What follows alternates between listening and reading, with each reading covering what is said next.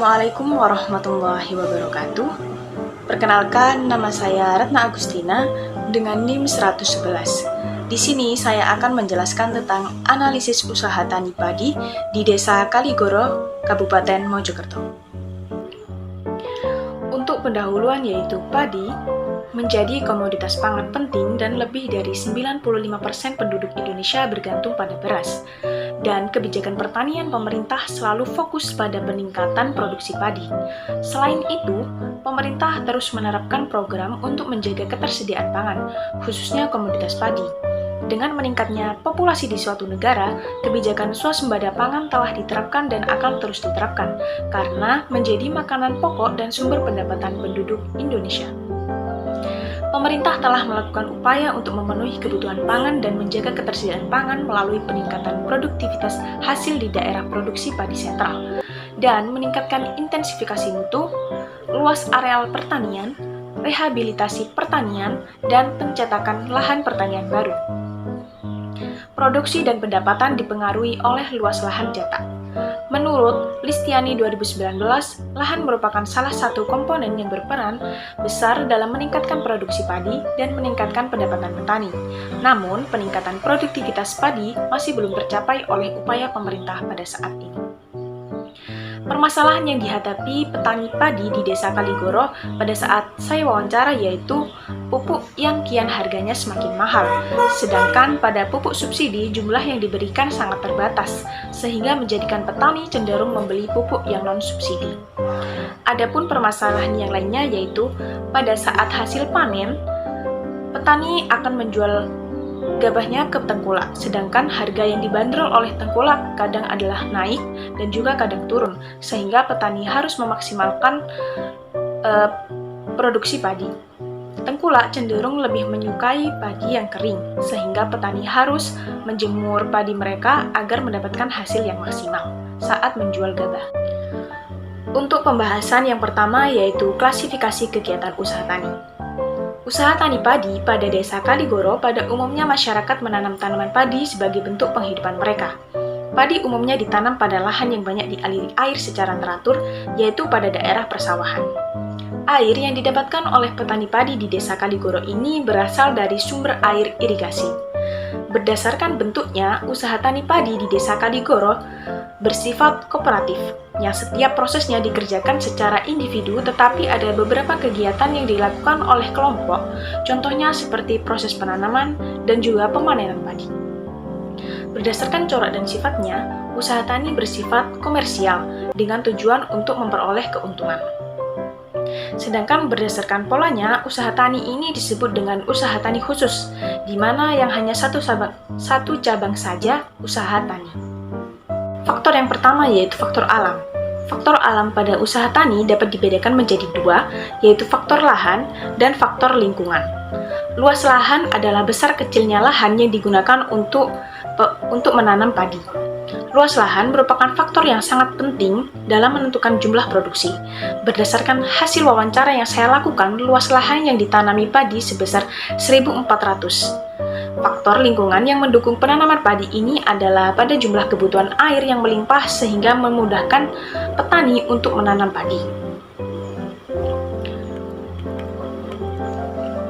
Sedangkan yang kedua yaitu tenaga kerja, di mana dalam usaha budidaya komoditas pertanian, tenaga kerja merupakan salah satu komponen produksi yang sangat penting.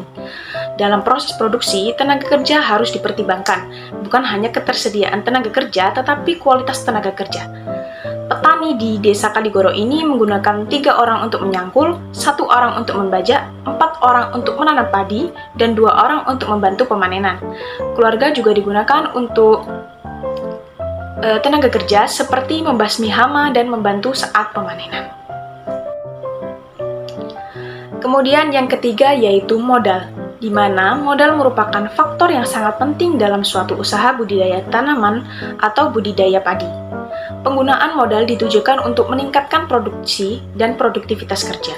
Berdasarkan hasil wawancara yang saya lakukan oleh Bapak Soim, modal yang dikeluarkan untuk menanam padi yaitu sebesar 2.032.000. Modal yang dikeluarkan dari Bapak Soim ini termasuk modal sendiri. di mana model yang digunakan yaitu untuk pembelian bibit, pupuk, pestisida, peralatan, dan pembayaran upah tenaga kerja. Kemudian yang keempat yaitu manajemen, di mana hasil wawancara yang saya lakukan terdapat 3 manajemen yang dilakukan, yaitu yang pertama planning, yang kedua implementasi, dan yang ketiga kontrol. Di mana planning yang dilakukan oleh Bapak Soim yaitu menentukan tanggal yang tepat saat akan melakukan penanaman padi, seperti mempersiapkan modal serta merencanakan yang akan dilakukan seperti membeli pupuk, membeli pestisida, dan benih padi agar semua berjalan dengan lancar. Nah, yang kedua implementasi, di mana implementasi yang dilakukan oleh Bapak Soim yaitu menyediakan lahan dan mulai melakukan penanaman padi, pemupukan, dan pembasmian hama, kemudian melakukan pemanenan. Untuk yang terakhir yaitu kontrol, di mana kontrol yang dilakukan oleh Bapak Soim yaitu melakukan pembasmian hama menggunakan pestisida agar hama maupun penyakit dapat dibersihkan.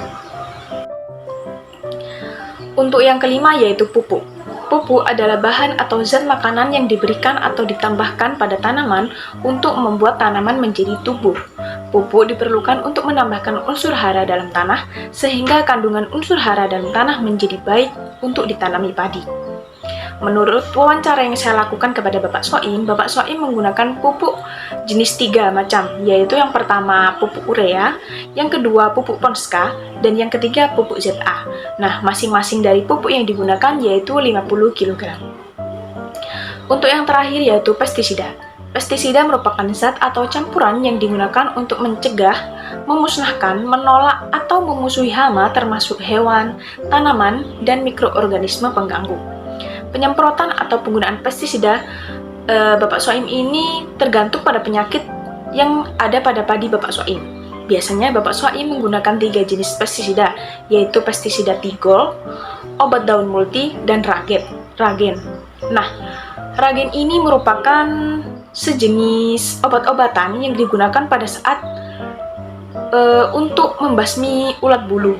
Nah, biasanya di desa Kaligoro itu ada jenis ulat yang biasanya menempel pada daun padi. Nah, biasanya Bapak Soim menggunakan pestisida Ragen ini.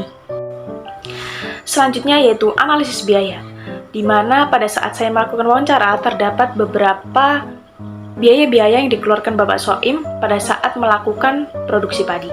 Di mana yang pertama yaitu benih padi dengan harga 165.000, pupuk urea 250.000, pupuk Ponska 160.000, pupuk ZA 230, dan pestisida Tigol 18.000.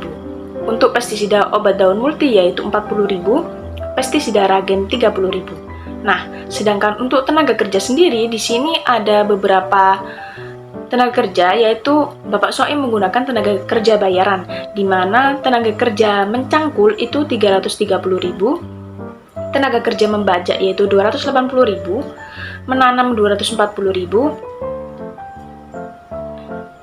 dan memanen 120.000.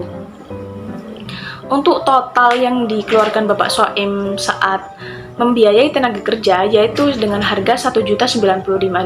Nah, di sini harga di sini sudah include dengan mesin penggiling. Untuk hasil panen yang dihasilkan Bapak Soim yaitu terdapat 19 karung dengan masing-masing karung 50 kg dengan harga 700.000 semua karungnya. Untuk modal awal dari Bapak Soim sendiri yaitu 2.032.000.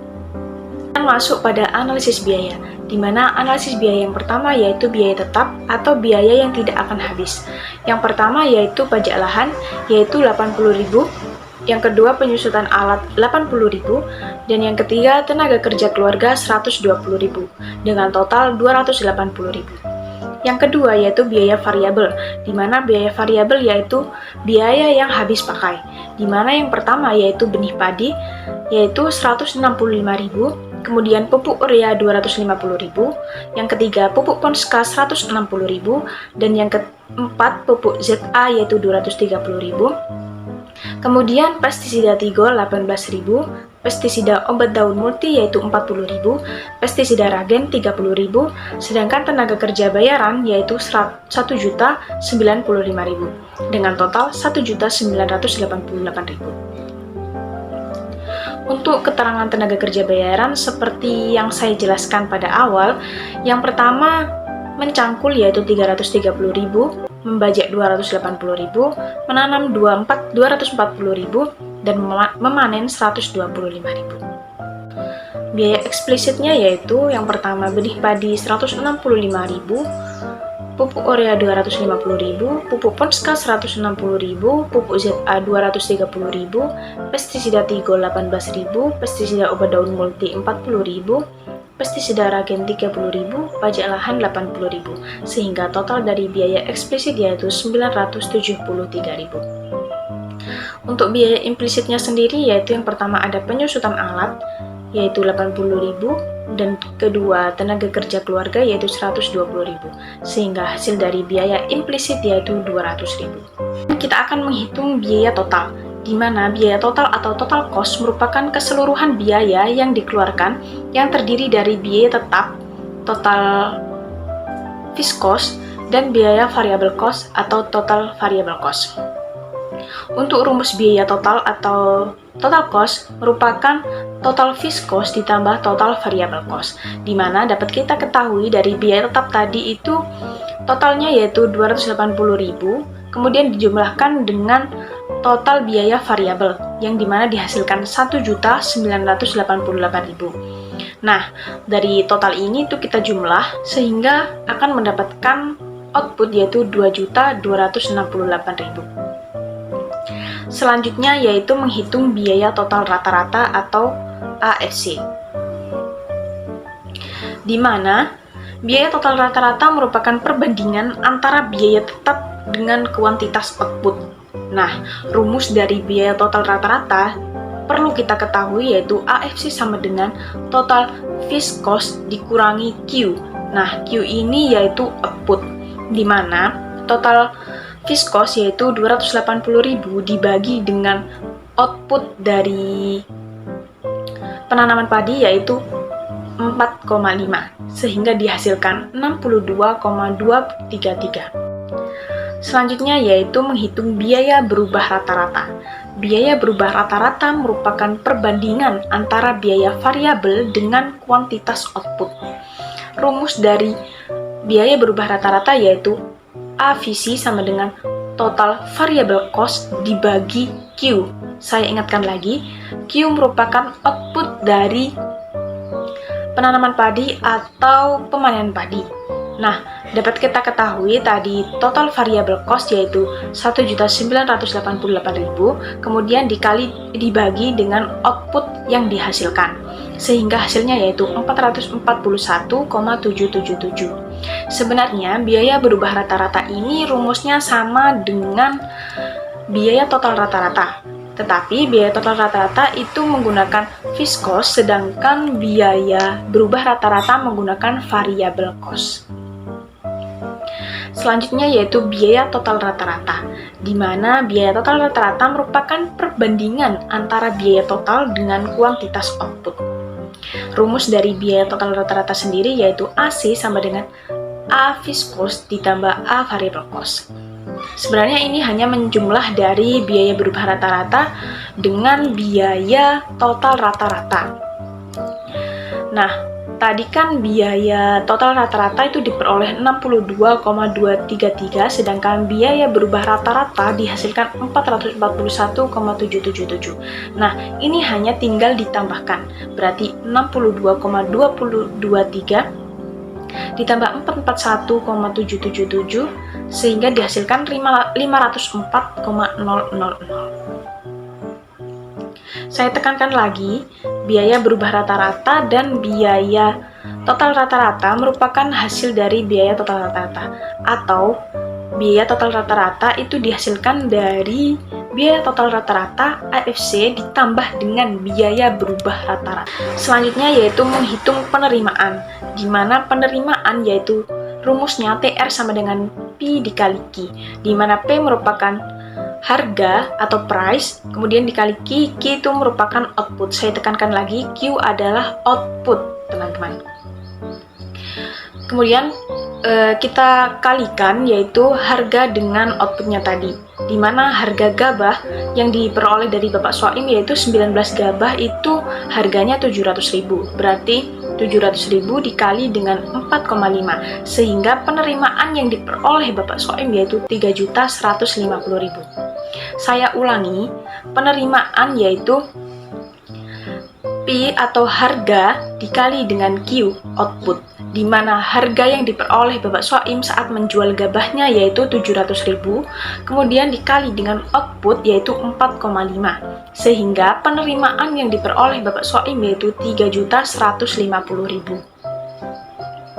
Selanjutnya yaitu pendapatan, di mana pendapatan yaitu Y sama dengan TR dikurangi TC, di mana TR yaitu hasil dari penerimaan dikurangi dengan total cost. Sedangkan penerimaan yang diperoleh Bapak Soim tadi yaitu 3.150.000 itu dikurangi dengan 2.268.000 atau total cost yang didapat Bapak Soim. Kemudian dari pendapatan yang diperoleh Bapak Soim yaitu 1.088.000. Kemudian kita akan menghitung keuntungan, di mana rumus dari keuntungan sendiri yaitu P sama dengan pendapatan dikurangi biaya implisit. Nah, tadi kan kita sudah mendapat tuh di atasnya pendapatan yaitu 1.082.000. Nah, 1.082.000 ini dikurangi dengan biaya implisit. Nah, biaya implisit tadi kan 200.000. Berarti pendapatan dikurangi dengan biaya implisit. Berarti 1.082.000 dikurangi dengan 200.000. Nah, dihasilkan 882.000. Nah, berarti keuntungan yang didapat oleh Bapak Soim itu adalah 882.000.